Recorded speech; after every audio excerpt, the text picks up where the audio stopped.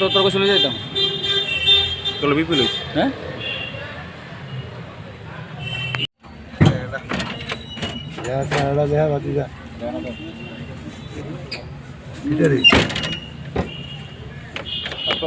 গতকাল আনুমানিক 12:10-15 নাগাদ নিউ টাউন রোডে সম্রাট দে নামে এক ব্যক্তির সঙ্গে কিছু লোকের ঝগড়াটি হয়।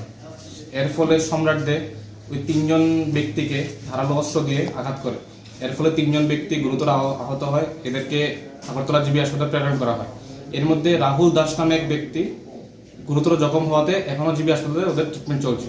3জন আহত ব্যক্তির নাম রাহুল দাস, শেখর দাস এবং উজ্জ্বল সাহা, যার আসামির নাম সম্রাট দে, বাড়ি নিউটাউন রোড, বাবার নাম সত্যনারায়ণ দে।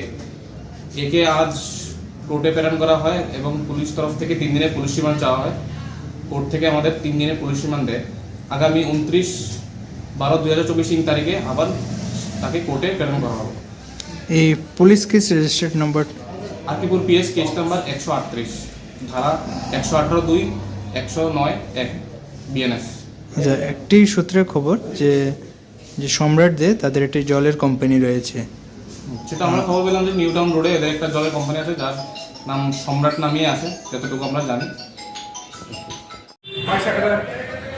এক না